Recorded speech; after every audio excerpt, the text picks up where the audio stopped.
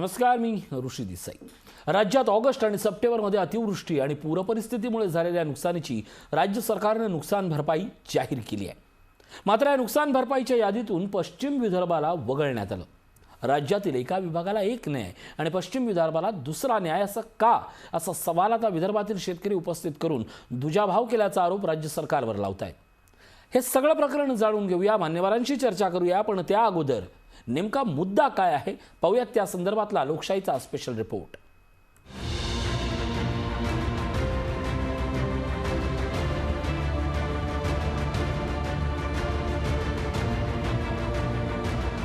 अतिवृष्टीग्रस्तांसाठी सरकारकडून मदतीची घोषणा।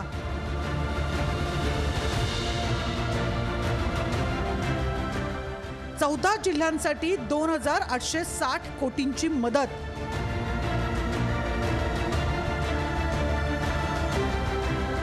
नुकसान भरपाईतही सरकारकडून भेदभाव।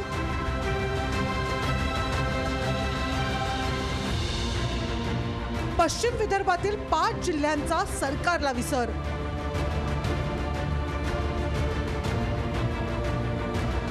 ऑगस्ट आणि सप्टेंबरमध्ये राज्यात अतिवृष्टी आणि पूर परिस्थितीमुळे मोठं नुकसान झालं। यामध्ये विदर्भ, मराठवाडा, पश्चिम महाराष्ट्रासह राज्यातील विविध भागांना अतिवृष्टीचा मोठा फटका बसला। या नुकसानीची भरपाई म्हणून राज्य सरकारनं 14 जिल्ह्यातील नुकसानग्रस्तांसाठी 2860 कोटींची मदत जाहीर केली आहे। यामुळे 14 जिल्ह्यातील शेतकऱ्यांना मोठा दिलासा मिळाला। मात्र धक्कादायक बाब म्हणजे नुकसान भरपाईतून पश्चिम विदर्भाला वगळण्यात आलंय। पश्चिम विदर्भातल्या शेतकऱ्यांचा प्रश्न आहे, तातडीनं पश्चिम विदर्भातल्या सर्व जिल्ह्यासाठी, पूर्व विदर्भातल्या नागपूर आणि गडचिरोलीसह बाकीच्या जिल्ह्यांसाठी तातडीनं मदतीचा आदेश आपण काढणार का? दिवाळीच्या अगोदर विदर्भातल्या शेतकऱ्यांना मदत देणार का? अतिवृष्टीमुळे मराठवाड्यात पिकांबरोबर शेतकऱ्यांची अक्षरशः स्वप्नही वाहून गेली। पश्चिम विदर्भातील 5 जिल्ह्यांना अतिवृष्टी आणि पूरस्थितीचा जबर तडाखा बसला होता।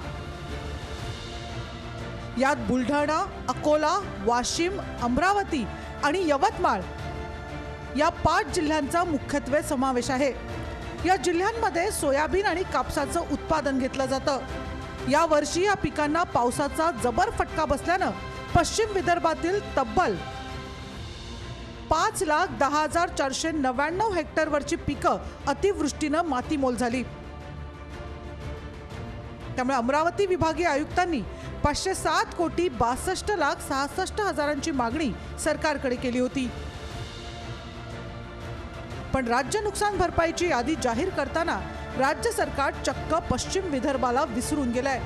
आपलं विदर्भाशी नातं आहे असं सांगणाऱ्या राज्याच्या मुख्यमंत्र्यांना विदर्भाचा विसर कसा पडला? एवढंच नव्हे तर नुकसान भरपाई देताना विदर्भाशी दुजाभाव का, असा सवाल शेतकरी उपस्थित करतायत।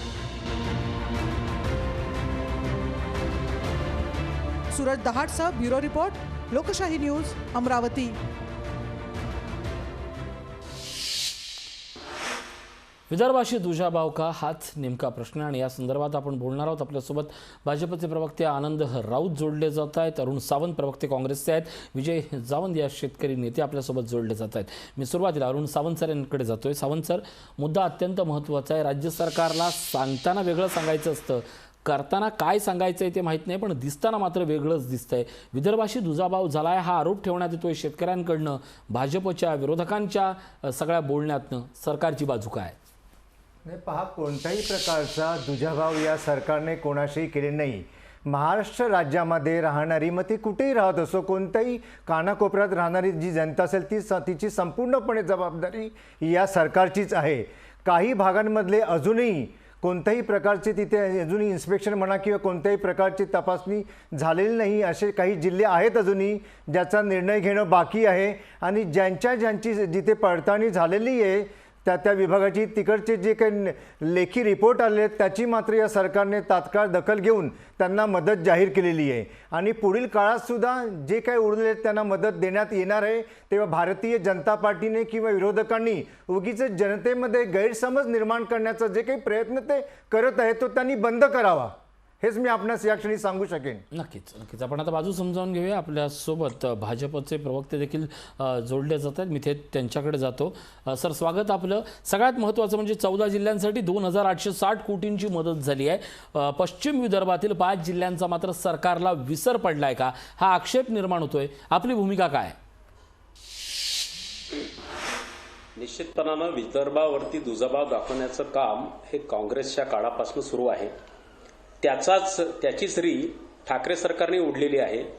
केवळ विदर्भामध्ये 2 जिल्ह्यांना, नागपूर आणि गडचिरोली वगळता इतर जिल्ह्यांना यांनी नुकसान भरपाई अजून जाहीर केलेली नाही.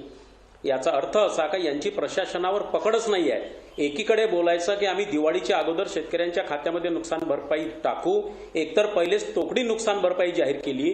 केवळ 10,000 रुपये हेक्टरी एसडीआरएफच्या निकषानुसार यांना, म्हणजे मला आश्चर्य वाटते की ज्या वेळेला 2019 मध्ये कोल्हापूरला अतिवृष्टी झाली होती त्यावेळेला फडणवीस सरकारने एनडीआरएफच्या निकषाच्या 3 पट सरसकट मदत, मी उमरेड विधानसभेत राहतो, माझ्या विधानसभेत 7 कोटी रुपये मंजूर केले होते.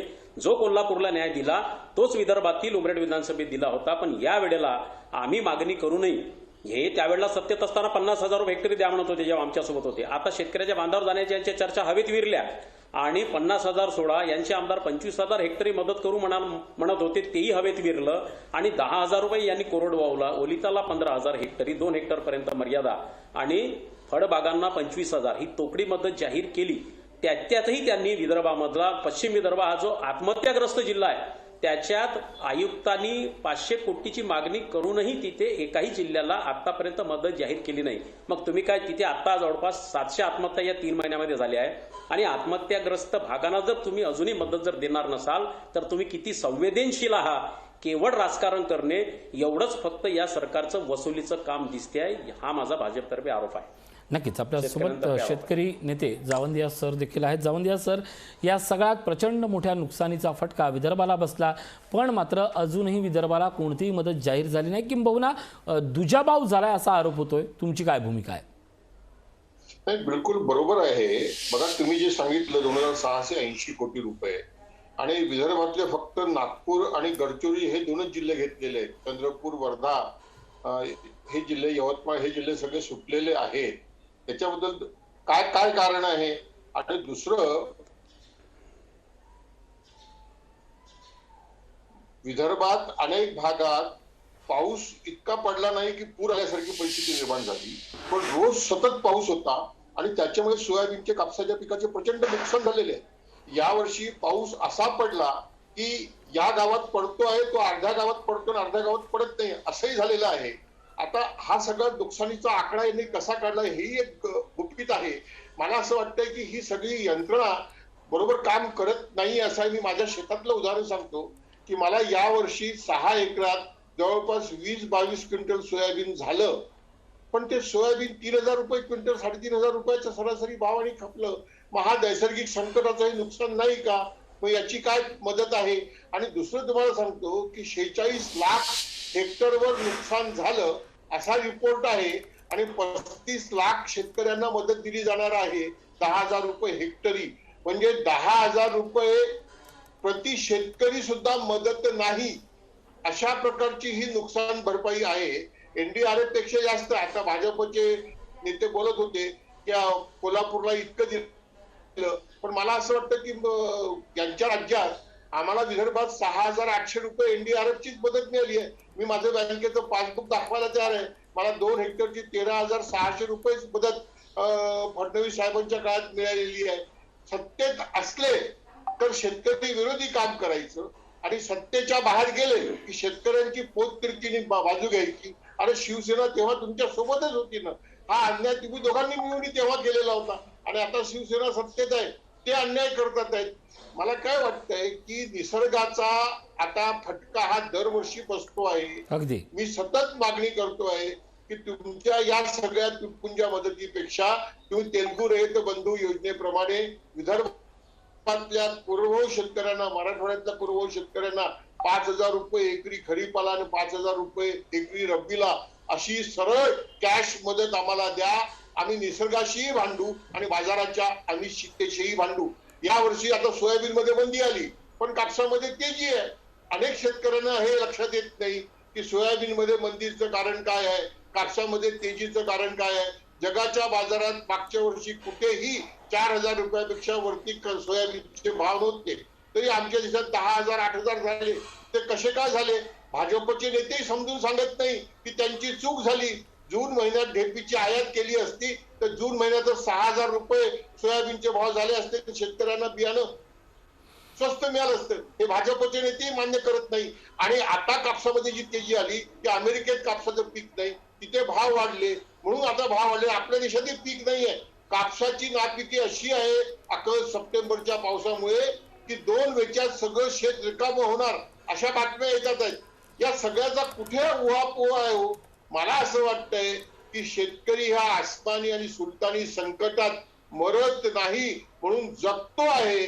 उद्धव ठाकरे साहेबांनी याचा गंभीरपणे विचार करावा आणि नक्कीच सर, तुमचा तेलंगणामधली तेलगू रेत बंधू योजना मुद्दा कंप्लीट करा. खरीपासून सुरू करावी. नक्कीच जावंदिया सरांचा मुद्दा समजलेला आहे. आपल्यासोबत ज्येष्ठ पत्रकार तुळशीदास भोईटे सर जोडले जात आहेत. सर, आक्षेपाचा मुद्दा एवढाच आहे की नुकसान भरपाईच्या बाबत सरकारकडून भेदभाव झाला आहे. पश्चिम विदर्भातील 5 जिल्ह्याचा सरकारला विसर पडलेला आहे. म्हणजे 17 जिल्ह्यांसाठी 2,860 कोटींची मदत झाली आहे. हे स्तुत्य जरी असलं तरी यामध्ये पश्चिम विदर्भातल्या जिल्ह्यांचा विसर का हा प्रश्न आहे. सत्ताधारी असेल किंवा प्रत्येक राजकीय पक्ष हा शेतकऱ्यांचा तेव्हाच असतो, किंबहुना शेतकऱ्यांचा पक्ष फक्त एकच असतो, तो म्हणजे विरोधक. हे जे सत्तेचं समीकरण आहे किंवा हे जे निधी वाटपाचं समीकरण आहे, त्या पल्ल्याड जाऊन सत्तेतले गणित हे वेगळं का दिसतं दरवेळेला? त्याचं कारण एकच आहे की आपल्याकडे शेतकरी ही एक वोट बँक नाही आहे. म्हणजे विजयजी आता बोलत होते, पोटतिडकीने बोलतात. अनेक वर्ष ते शेतकऱ्यांसाठी संघर्ष करतात आहे, स्वतःचा शेतकरी म्हणून अनुभव सांगतात आहे ते. मात्र तरी सुद्धा सरकारमधील सत्तेतील चेहरे बदलतात. प्रत्यक्षात शेतकऱ्यांच्या वाटेला फार काही वेगळं येतं असं कधीही दिसत नाही. दावे खूप केले जातात ऋषी. म्हणजे आपण एवढी वर्ष पत्रकारितेत पाहतोय की आनंदानं आपण सुद्धा की शेतकऱ्यांसाठी आनंदाची बातमी, शेतकऱ्यांसाठी एवढे हजार, म्हणजे ते शून्य आपल्यालाही मोजता येत नाहीत एवढ्या आपण बातम्या दिलेल्या असतात त्या 000 वाल्या. प्रत्यक्षात काय घडतं हे असं जमिनीवर म्हणजे मंत्रालयातून आदेश निघतो आणि तो जमिनीवर जेव्हा प्रत्यक्षात येतो तेव्हा दिसतं हेच की शेतकऱ्यांची फक्त आणि फक्त फसवणूक. मला तर म्हणजे कधी कधी असं वाटायला लागलंय ना की हे आसमानी सुलतानी वगैरे वगैरे सर्व शब्द सुद्धा आपण घासून घासून घासून अगदी गुळगुळीत करून टाकलेले आहेत. की म्हणजे ते आसमानी होतेच, तो अन्याय होतोच, मात्र जी सुलतानी होते ना त्यानंतर ती जास्त भयानक असते, भीषण असते आणि जास्त शेतकऱ्यांना नाउमेद करणारी असते. म्हणजे अनेकांना खुपेल आता, कारण आपल्याकडे आता प्रघात असा असतो ना की एक तर तुम्ही भाजपाच्या बाजूनी बोला किंवा तुम्ही आघाडीचे अगदी भाट होऊन बोला. म्हणजे तिकडे अंधभक्त असतील तर इथे अंधभाट झालेले आहेत. त्यामुळे कुणीही सामान्यांच्या प्रश्नावर बोलायला तयार नसतं. आणि जर सांगितलं की तुम्ही सत्तेत आहात, मात्र तुम्ही सत्तेत आल्यानंतर आमच्या शेतकऱ्यांच्या जीवनात काहीही फरक पडलेला नाही, तर अनेकांना खुपतं. पण वास्तव आहे ते काय, म्हणजे तुम्ही पश्चिम विदर्भाला विसरता. हा मुद्दा पश्चिम विदर्भ, पूर्व विदर्भ, मराठवाडा, कोकण, पश्चिम महाराष्ट्र, उत्तर महाराष्ट्र असं नाहीये. हा मुद्दा आहे की तुम्ही शेतकऱ्यांना विसरलात ना मुळातच, की प्रत्येक पातळीवर. म्हणजे आता विजयजी जे सांगत होते की मागच्या सत्ता काळात तुम्ही दोघं एकत्र होता, आत्ताच्या सत्ता काळात तुमची तोंड परस्पर विरोधी असतील, पण तुम्हीच होतात ना. आणि माझं तर म्हणणं असं आहे, अहो काय शेतकरी जगला तर तुमचा मतदारही जगणार आहे. तो मतदार आहे तुमचा, तेवढा तरी किमान स्वार्थाचा विचार तरी करा ऋषी. म्हणजे खूप दाहक असं एक वास्तव आहे. आसमानीमुळे शेतकरी कोलमडतो, मात्र संपत नाही, स्वतःला संपवण्याचा प्रयत्नही करत नाही. सुलतानीमुळे मात्र तो नक्कीच तसं करत असावा हा आरोप नाहीये, हे मी एक दाहक वास्तव मानतोय. कारण आसमानी नंतर आशेनं ज्यांच्याकडे पाहायचं ते सत्ताधारीच किंवा ते आपलं सरकार जेव्हा या शेतकऱ्यांसाठी काही करत नाही तेव्हा त्यांना असंच वाटतं की आता सर्वच संपलं, मी पाहायचं तरी कोणाकडे आशेनं. आणि त्यातून पुढचं नको ते घडत जातं. किमान आता तरी माणूस म्हणून विचार करावा असं मला वाटतं. सध्या नाही तर ड्रगच्याच सर्व बातम्यांमध्ये आपण सारेच एवढे हरवून गेलेलो आहे की खरं तर मला तुम्हालाही धन्यवाद द्यायचे की तुम्ही या एका महत्त्वाच्या विषयावर चर्चा घडवताय. अगदी विषय महत्त्वाचा आहे, कारण सामान्य माणसांचाच विषय घेऊन ज्यावेळी तुम्ही बोलता त्याचवेळी सामान्य अगदी माध्यमातले प्रतिनिधी म्हणून एक गोष्ट नक्की आहे की जी गोष्ट मला हवी आहे ती स्क्रीनवर दिसली तरच ती स्क्रीन तुम्ही स्वीकारता, हे वास्तव आहे. आणि महाराष्ट्राची आजची गरज ही आहे की लोकांचे प्रश्न मांडण्यासाठी आपण लेटर बॉक्स बनवूया. ते योग्य पत्र लोकांचं पत्र हे सरकारपर्यंत पोहोचवण्याची आपली ही गरज आहे. याच विषयावर बोलतो, एक छोटासा ब्रेक घेतो. पाहत राहा विदर्भाशी दुजाभाव का.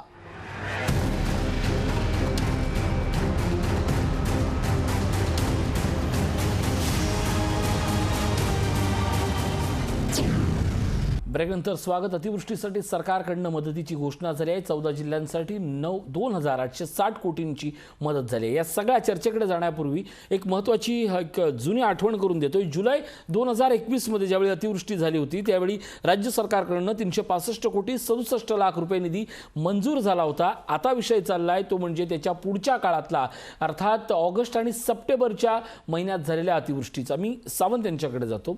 राज्य सरकार सातत्यानं मदत करते, सातत्याने हे अपग्रेडेशन होत आहे असं आपण पाहतोय. सातत्याने आकडे येत आहेत पण शेतकऱ्यांपर्यंत काहीच पोचत नाहीये. हे नेमकं काय होतंय?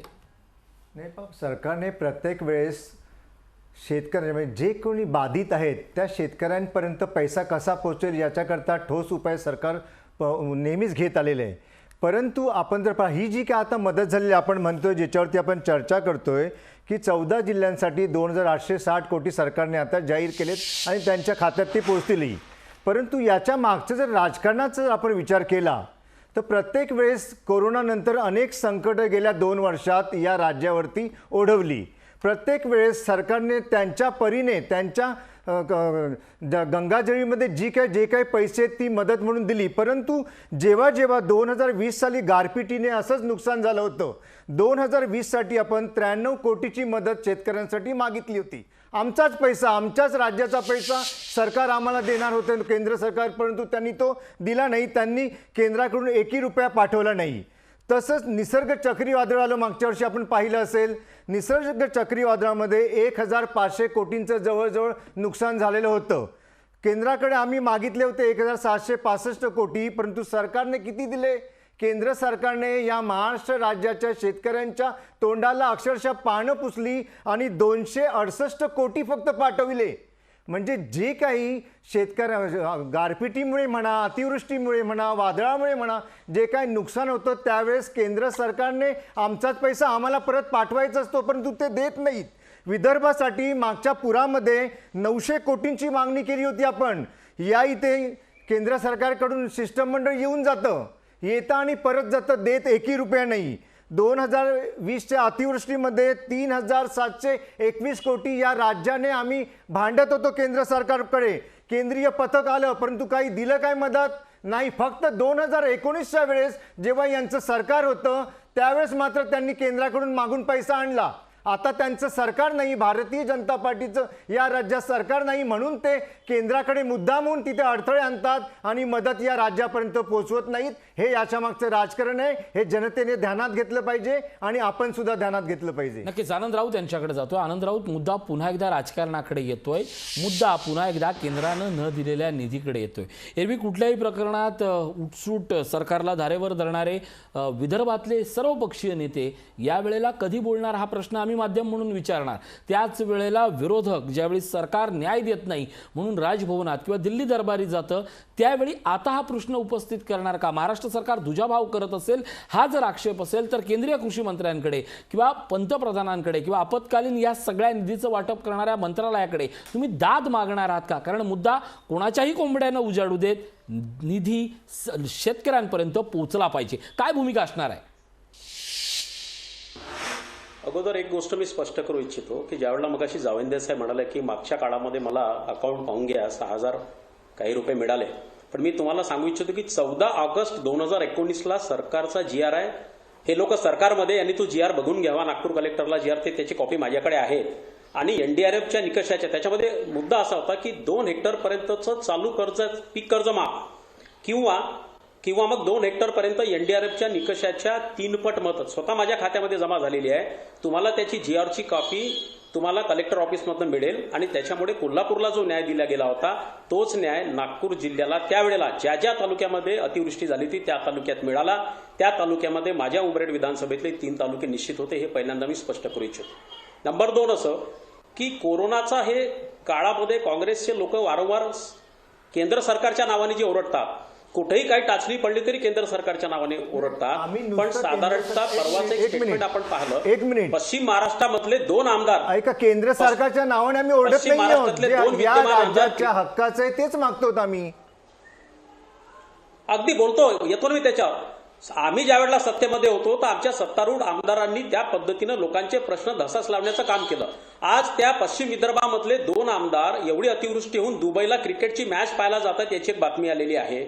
शरद पवार साहेब सांगतात की मी यांचं बोर्ड धरून मुख्यमंत्री केलेलं आहे, यांची मुख्यमंत्री व्हायची इच्छा नव्हती. आणि मग जो व्यक्ती बोर्ड धरून जर मुख्यमंत्री होतो त्याला शेतीबद्दल किती ज्ञान असेल आणि किती त्यांची पोटतिकडी असेल शेतीच्या प्रश्नाबद्दल आणि किती समजून घेत असतील याची मला शंका आहे. राऊत साहेब, ते लहान आहेत, हा प्रश्न राजकीय असता मी फक्त फिरवून तुम्हाला विचारतोय, तुम्ही मोठे का नाही होत? आम्ही मोठे होण्याचा निश्चित मोठा आणि लहान हा प्रश्न नाहीये. यांचा अहवालच केंद्राकडे उशिरा जातोय नुकसान भरपाईचा. यांच्या आयुक्ताचाच अहवाल अजून जर जायचा असेल या नुकसान भरपाईचा, यांच्या मुख्यमंत्र्याकडे जायचा असेल, त्याच्यामुळे यांची नुकसान भरपाई इतर जिल्ह्याला मिळाली नाही.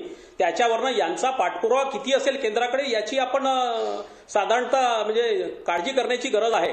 तरी पण केंद्र सरकारच्या माध्यमातून जास्तीत जास्त निधी आणण्याचं काम फडणवीस साहेब करतात आहेत. आणि मग केंद्रावर निव्वळ ताशेर ओढून काही चालणार नाही. आम्ही आमच्या वतीने प्रयत्न करतो. प्रयत्न करतो. राऊत साहेब, कृपया खोटी माहिती आपण जनतेसमोर देऊ नका. हे राजकारण बंद करा. आज परिस्थिती अशी आहे की या राज्यातील शेतकरी अक्षरशः कोसळलेला आहे. आपण इथे राजकारण करता. मागच्या वेळेस तोक्ते वादळाच्या वेळेस या राज्याने जे भोगलं, या राज्याने जे भोगलं सुरू आहे, त्याच्यानंतर हेच तोक्ते वादळ गुजरातला 80% पैसे भरल्याशिवाय तुम्ही लोक त्याचा ट्रान्सफॉर्मर बसवू शकणार नाही. तुम्ही रात्री लाईन देऊन आले, दिवसाची लाईन बंद केली आहे. नाही बिलकुल नाही, आम्ही ऐकणार नाही. शेतकऱ्याला देशोघडीला लावण्याचं काम या सरकारने केलं. अहो, आता जवळपास चंद्रपूर जिल्ह्यातल्या 2,500 शेतकऱ्याची लाईन कापली. आता काल परवा आजही आमच्या नागपूर जिल्ह्यामध्ये लाईन कापणं सुरू आहे. गुजरातला मात्र आपण 1,000 कोटी एका दिवसात देता, मात्र माझ्या महाराष्ट्राला देताना आपण राजकारण करता. हे काय आपण शेतकऱ्यांना सांगावं? तुम्ही शेतकरी विरोधी सरकार आहे, आमचा स्पष्ट आरोप आहे. विचारलेल्या प्रश्नाचं उत्तर द्या अगोदर. बाजूला राहू द्या. तुम्ही अजूनही शेतकऱ्याची लाईन कापणं, तुम्ही रातच्यानं त्याला शेतामध्ये जाऊन विद्युत पुरवठा करा असं म्हणता का? माझ्या प्रश्नाचं आपण उत्तर द्यावं साहेब. सांगितलं आता कुठे कोळशाची या राज्यातील शेतकरी हे जाणू इच्छितोय तीच आधारित आहे की आपण महाराष्ट्राशी दुजाभाव करता. गुजरातला एका दिवसात 1,000 कोटी कसे मिळतात याचं उत्तर द्या. महाराष्ट्राला दुजाभाव करण्याचं कारण आहे तुम्हा लोकांना सवय पडली की काही जरी झालं तरी केंद्राकडे बोट दाखवायचं. सर्वात जास्त मदत केंद्राने, मी असं म्हणेल की फडणवीस साहेब सरकारमध्ये त्याही वेळेला माझ्या महाराष्ट्र राज्याला 1,000 कोटीपेक्षा कमी मदत मिळाली. मध्य प्रदेशला आपण 611 कोटी मदत केली याच वादळामध्ये. त्याचं सुद्धा उत्तर द्या आपण. पश्चिम बंगालला आपण 2,107 कोटी दिले.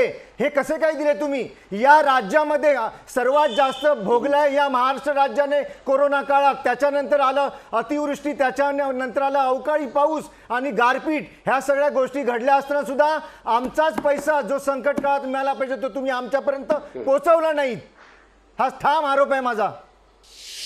नक्कीच आपण बघतो या आरोप आहे. तुम्हाला आमदारांचा आमदार निधी वाढवण्याकरता पैसे आहेत. तुम्हाला आमदारांना सांभाळायचं आहे, त्यांच्या मदत निधी करता 1 कोटी दरवर्षी वाढवण्याकरता पैसे आहेत तुमच्याकडे बाकी सगळ्या ऍक्टिव्हिटी करण्याकरता पैसे आहेत. पण तुम्हाला शेतकऱ्यांना मदत देण्याकरता पैसे नाही. राऊत साहेब, माझा प्रश्न एवढाच होता. राऊत साहेब मी आता ब्रेक घेतोय. राऊत साहेब ब्रेक घेतोय. माझा प्रश्न एवढाच होता. मुख्यमंत्र्यांना लहान आहेत त्यांना हात धरून बसवलं हे सगळं बोललात, पण तुम्ही मोठे का नाही झालात? तुम्ही केंद्राकडे का नाही मागितलात? तुम्ही मुख्यमंत्र्यांकडे का जाब मागत नाही आहात? एवढाच माझा प्रश्न होता. त्याचं उत्तर तुम्ही मला दिलं नाहीये. मी पुन्हा ब्रेक नंतर याच प्रश्नावर येतो. एक छोटासा ब्रेक घेतोय. पाहत राहा विदर्भाशी दुजाभाव का.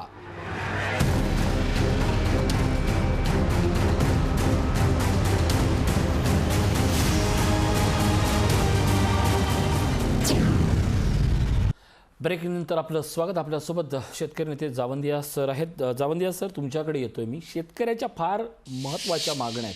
त्याच्या डोळ्यानं त्याने पाहिलेलं आत्ता पाऊस म्हणजे किंवा पूर नावाची गोष्ट किती भयानक असते आणि आयुष्यात ती किती हतबल करते. म्हणजे जिथं पाणी नव्हतं त्या भागात ज्यावेळी सप्टेंबर महिन्यात पूर आला त्यात ती सगळी हतबलता त्याने भोगलेली आहे आणि दुर्दैवानं आता जे समोर आलंय तेही तो बळीराजा भोगतोय.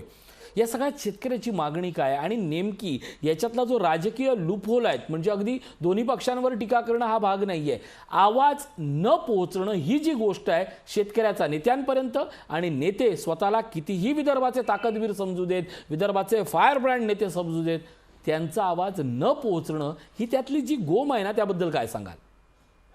नाही, तुम्ही फार छान प्रश्न विचारला. मी आता भाजपच्या नेत्यांचं सगळं ऐकत होतो, काँग्रेसच्या नेत्यांचं सगळं ऐकत होतो.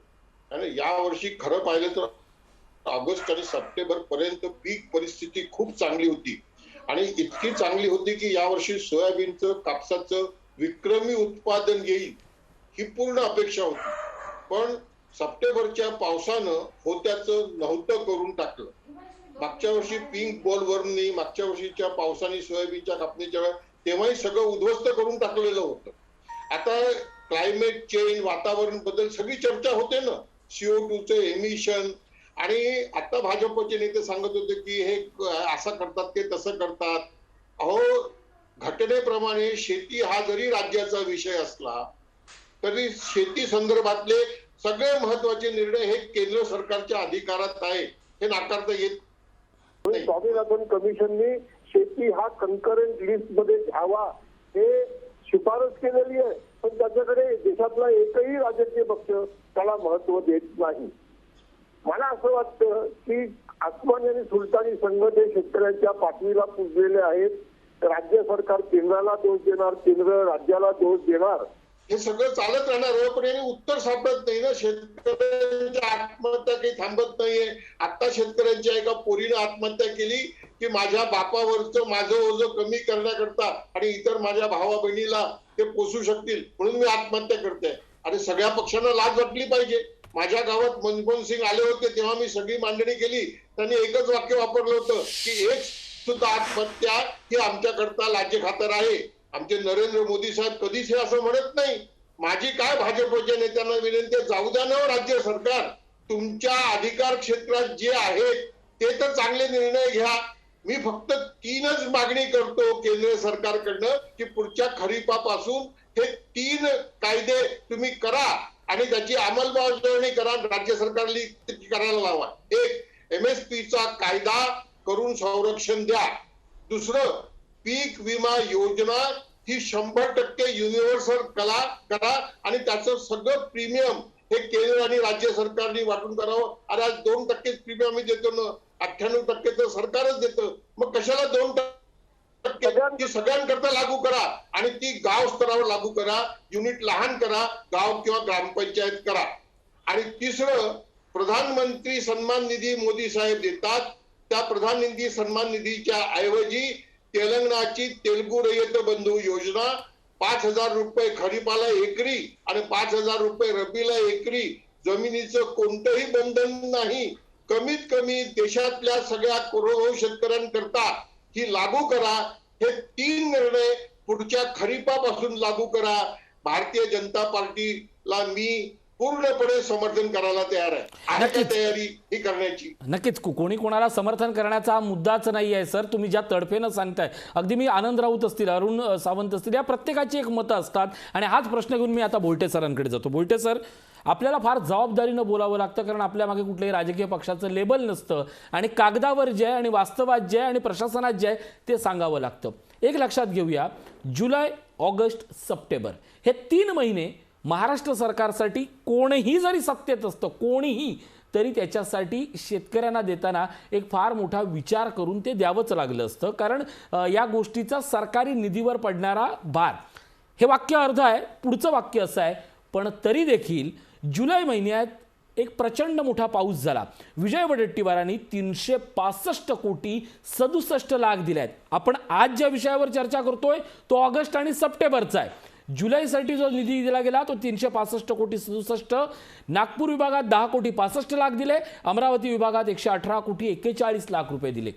सातत्यानं राज्यावर येत असणारी अवकाळीची ही जी आपत्ती आहे, ती आपत्ती पंचनाम्याचं तोकडं स्वरूप. मुळात या मुद्द्यावर कोणच कधी बोलत नाही, ना सत्ताधारी बोलतात ना विरोधक बोलतात.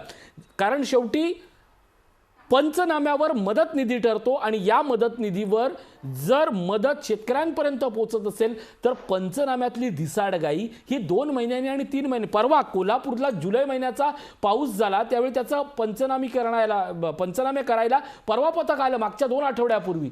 ही जी यातला जो महत्वाचा गाभा आहे त्या सरकारी पद्धतीवर कसा अंकुश आणणार आहोत? मला असं वाटतं की मुळात त्यासाठी शेतकरी हे फक्त निवडणुकीपुरते नाहीयेत. तुम्ही विरोधात असतात तेव्हा तुमचे नाहीयेत, तर कायम ते तुमचे आहेत. ते जगले तरच आपण आहोत. लक्षात घ्या ना. म्हणजे खरं तर मला म्हणजे हसायला येत होतं, हसावं की रडावं असं वाटत होतं जेव्हा राऊत साहेब आणि सावंत साहेब बोलत होते, वाद घालत होते. अहो काय बोलताय तुम्ही? साधा आठवा, माणूस म्हणून विचार करा. ऋषी म्हणजे दिल्लीच्या नावाने आता खडे फोडले जातात असं वाक्य जेव्हा येतं तर लक्षात घ्यावं लागतं ना की दिल्लीला आता काही दिवसांपूर्वी पण एक शिष्टमंडळ दिसलं आपल्याला फडणवीस साहेबांच्या नेतृत्वाखाली. कोणासाठी होतो? साखर कारखाने आज गेले. साखर उद्योग. इतर वेळी सुद्धा म्हणजे मी यात फक्त भाजपा असं बोलत नाहीये, राष्ट्रवादी काँग्रेस आणि त्यांच्या मागे, कारण शिवसेनेचं तसं शेतीसाठी फार अजेंडाच दिसत नाही मला. खुपेला नाही का ना वाक्य, कृषी मंत्री त्यांचे आहेत, मात्र तसं धोरण दिसत नाही. हे 2 पक्ष सुद्धा आघाडीतले साखर आणि साखर. आता एक प्रश्न तुम्ही विचारलेला विदर्भातील नेत्यांचा, माफ करा अनेकांचा अपमान वाटेल, लहान तोंडी मोठा घास घेत असेल, मात्र विदर्भाला खरोखर या मातीशी आणि त्या माणसांची इमान राखणारं कोणतं नेतृत्व आहे का? कोण बसले सत्तेत? विजय वडेट्टीवार, मोठं ना. काय केलं वडेट्टीवारांनी सत्तेत आल्यानंतर? चंद्रपूरमधील दारूबंदी हटवणं हा त्यांची सर्वात मोठी अचिव्हमेंट. काय मिळून दिलं तुम्ही विदर्भाला? नितीन राऊत साहेब ऊर्जा मंत्री, खूप त्यांनी म्हणजे खैरलांची पासून त्यांची सामाजिक बांधिलकी पाहिलेली, मात्र सत्तेवर आल्यापासून काय दिलं तुम्ही? कसं काय? कोणीही दबाव आणू द्या, कोणताही असू द्या, कसं काय तुम्ही मंजुरी देता शेतकऱ्यांची वीज कापायला? म्हणजे राऊतांचा तो मुद्दा पटण्यासारखाच आहे ना. कसं काय हो? म्हणजे एकीकडे एक जर तुम्ही तुमचा पण मेलबॉक्स चेक केला तर तुम्हाला दिसेल की कालच एक राज्य सरकारची प्रेस नोट येते की यंत्रमाग उद्योग भिवंडी मालेगाव मधले त्यांच्यासाठी वीज कन्सेशन मिळवण्यासाठी तुम्ही कसं अर्ज करावा असं तुम्ही सांगता, आणि दुसरीकडे मात्र या बळीराजाची तुम्ही वीज कापता. यासारखं पातक काही असेल असं मला वाटत नाही, मग सत्तेतला पक्ष कोणताही असो. दुसरं, राऊत साहेब जेव्हा सांगतात की हे कसे नालायक आहेत, ते सांगता तुम्ही जेव्हा हे बोलून जाता की फडणवीसांच्या काळात केंद्राने किती मदत केली. अहो मग आता काय महाराष्ट्र पाकिस्तानात गेलाय का? सत्तेतले चेहरे बदलले, सत्तेतला पक्ष बदलला म्हणून इकडचे नागरिक भारताचेच नागरिक आहेत ना, द्या ना मदत. अहो उलट दाखवा की राज्य सरकारने जर 5 रुपये दिलेले तर आम्ही 50 देतो. जो सावंतांनी मुद्दा उपस्थित केला तो महत्वाचा आहे ना की पंतप्रधान नरेंद्र मोदी हे देशाचे आहेत की गुजरातचे पंतप्रधान आहेत. ते गुजरातला येतात, तिथं 1,000 कोटीची मदत जाहीर करतात. महाराष्ट्राला का नाही हो? आता पंचनामा, आताच ऋषी तुम्ही सांगितलं कोल्हापुरात आता पंचनाम्यासाठी. हे सारं जे घडतंय ना हे खुपणार आहे. तसंच अहो सोयाबीन म्हणजे गेल्या चर्चेत सुद्धा मुद्दा मी सांगितला की सोयाबीन म्हणजे शेतकऱ्याची अवस्था आपली कशी असते. खरं तर या देशात का या जगातले जर सर्वात मोठे मोटिवेटर कोणी असतील ना तर आपले शेतकरी. मुळात पाऊस येईल की नाही येईल माहीत नसतं, ते पेरणी करतात. वेळेवर नाही आला दुबार पेरणी करतात. ती पेरणी केलेली सुद्धा आपल्या सर्वांच्या कृपेने, यात मी माध्यमांना सुद्धा मोजतो कारण आपण त्या प्रश्नाला महत्व देत नाही. काही वेळा ते बीजच खराब निघतं, नकली असतं, पेरलेलं वाया जातं, तरी सुद्धा ते पुन्हा जोमानं कामाला लागतात. पाऊस कधी येतो कधी नाही येत. चांगला पाऊस आला, चांगलं पीक हाताशी आलं, अचानक अवकाळी येते, हातातोंडाशी आलेला घास हिरावला जातो. चांगलं सर्व काही घडलं तरी सुद्धा मार्केटमध्ये भाव हे पत्त्याच्या बंगल्यापेक्षाही वाईट पद्धतीने सर हे सारं घडतं. या शेतकऱ्याला देताय काय तुम्ही? साधा तरी विचार करा ना तुम्ही. नक्की शेतकऱ्याला देतो काय हाच महत्वाचा प्रश्न आहे. आणि याच प्रश्नावर अगदी शेवटच्या काही मिनिटांसाठी मी पुन्हा जाणार आहे, पण एक छोटासा ब्रेक घेतो आणि पुन्हा येतोय. पाहत राहा विदर्भाशी दुजाभाव का.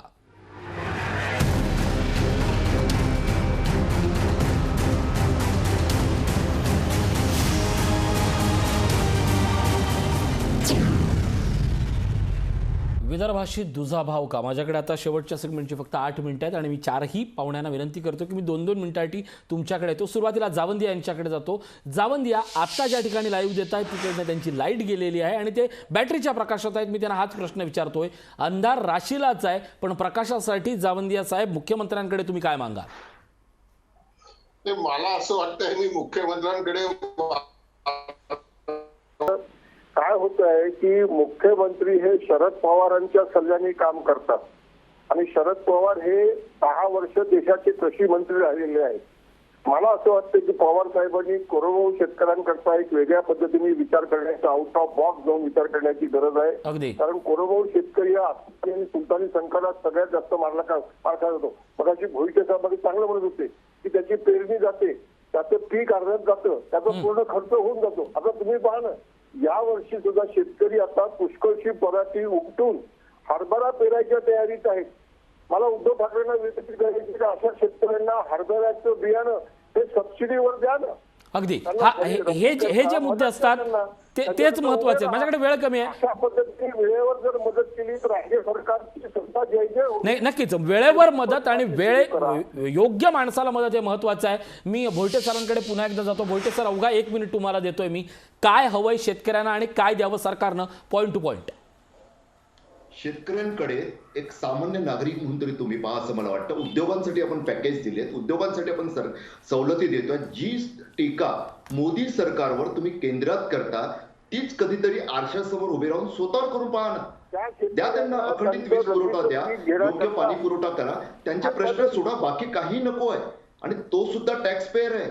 अनेक जण जो गैरसमज पसरवतात की ते थेट कर भरत नाही, प्रत्यक्ष कर म्हणजे इन्कम टॅक्स म्हणजे काही नाही. शेतकरी बाकी कर भरून तुम्हाला खूप काही देतोय, त्याला त्याचं घेतलेलं मुळात दुजाभाव झालेल्या 5 जिल्ह्यांबाबत आणि शेतकऱ्यांबाबत आता न्याय करण्याची आणि मुख्यमंत्र्यांकडनं न्याय करण्याची गरज आहे. मी राऊत साहेबांकडे येतोय. राऊत साहेब भाजप प्रवक्ते आहेत. मी कुठलाही प्रश्न आरोप मांडत नाही. तुम्ही काय दिलासा द्याल शेतकऱ्याला? माझे मुख्यमंत्री ठाकरेंना एक विनंती आहे की त्यांनी शेतकऱ्याची लाईन कापणं तात्काळ बंद करावी. त्यांना दिवसाला 3 फेजचा विद्युत पुरवठा करावा, जो बावनकुळे साहेब मंत्री असताना आम्ही करत होतो. ह्या 2 मागण्या आहेत. आणि राजकारण खूप न करता तुम्ही त्याचा नीट जो नुकसान झालाय त्याचा अहवाल तुम्ही आपल्याकडे तातडीनं मागवा आणि खांद्याला खांदा लावून फडणवीस साहेबांना घेऊन दिल्लीत जा. तुम्ही केवळ राजकारण करता, रोज वेगवेगळ्या आरोप प्रत्यारोप करता आणि शेतकऱ्याचे प्रश्न बाजूला ठेवता. हे कृपया करू नका. खांद्याला खांदा लावून काम करा. तुम्हाला जेव्हा अडचण जाते त्यावेळेला ओबीसीच्या मुद्द्यावर तुम्ही फडणवीस साहेबांना मंत्रालयात बोलावता, मिटिंग घेता, मग शेतकऱ्याच्या प्रश्नावर तुम्ही आडमोठं धोरण का घेता, हा माझा त्यांना सवाल. नक्कीच. राऊत साहेबांचा प्रश्न घेऊन सावंत साहेबांकडे अगदी सरकार म्हणून, सरकारचे प्रतिनिधी म्हणून शेवटचा प्रश्न विचारतोय. फडणवीसांच्या सोबतीनं पुन्हा एकदा विदर्भातल्या या 5 जिल्ह्यांना न्याय देताना किंवा विदर्भाच्या बाबत झालेला दुजाभाव मिटवताना सरकार म्हणून तुम्ही काय करणार आहात? सावंत साहेब. फडणवीस यांची मदत घेण्याची सरकारला मला तरी काही गरज वाटत नाही. कारण जर त्यांना मदत करायची इच्छा असती तर त्यांनी ती यापूर्वीच केली असती. ज्या वेळेस आम्ही केंद्राकडे गेलो, अनेक प्रकारची निवेदनं घेऊन मदत मागण्यात, त्यावेळेस कधीही फडणवीस किंवा त्यांच्यामधील काही मंत्री आमच्यावर आले नाही किंवा त्यांनी आमच्या पश्चात तिकडे जाऊन आमचं मागणं मांडलं नाही. ज्याप्रमाणे तुळशीदास भोईटे यांनी सांगितलं की शेतकरी हा सुद्धा टॅक्स पेयर आहे, बरोबर आहे, अगदी खरं आपलं म्हणणं. हे सरकार, महाविकास आघाडीचं सरकार, शेतकरीच काय कामगार, या राज्यातील प्रत्येक शेवटच्या व्यक्तीपर्यंत या सरकारच्या योजना कशा पोहोचतील याच्याकरता आम्ही रात्रंदिवस विचार करत असतो. मात्र सरकार म्हणून सरकारच्या सुद्धा काही अडचणी असतात आणि त्या अडचणी सोडवताना कधी कधी काही अडथळे निर्माण होत असतात. त्याच्यामध्ये जर विरोधकांनी मध्ये आणखी पाय घालायचं काम नाही केलं तर हे सरकार उत्तमरित्या कार्य करत आणि भविष्यात या जनतेला शब्द देतो की ही सरकार आपल्यासाठीच आहे. विदर्भासाठी काय करताय? कारण जे नुकसान झाले त्याची भरपाई करण्यासाठी तुम्ही सरकार म्हणून काय करणार आहात? मला सावंत, तुम्हाला प्रश्न आहे.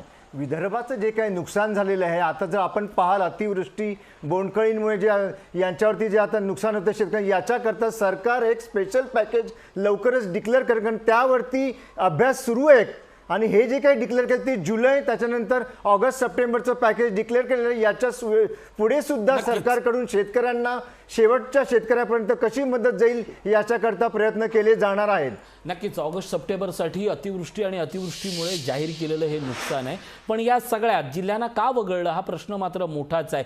कदाचित तिकडची प्रशासन यंत्रणा कमी पडली का तिकडची नुकसान भरपाई पंचनामा करून नेत्यांपर्यंत पोहोचवणारी की मंत्रालयाची उदासीनता, सरकारची उदासीनता, या दोघात नेमकं कोण चुकलं यातला जो शुक्राचार्य आहे जारीतला तो आता शोधण्याची गरज आहे. आजच्या विशेष कार्यक्रमात इथंच थांबतो. त्या चर्चेत तुळशीदास भोईटे, आनंद राऊत, त्याचप्रमाणे अरुण सावंत आणि विजय जावंद या शेतकरी नेते सहभागी झाले. या सगळ्यांचे आभार. शेतकरी जो कुठल्याही भागातला असेल तो जगला पाहिजे, वाचला पाहिजे. त्याला पाऊस हरवू शकत नाही. कृपा म्हणून, सरकार म्हणून त्याला हरवू नका एवढीच मनापासून मागणी. आजच्या विशेष कार्यक्रमात इथंच थांबतोय. त्याच्या बातम्यांसाठी पाहत राहा लोकशाही न्यूज.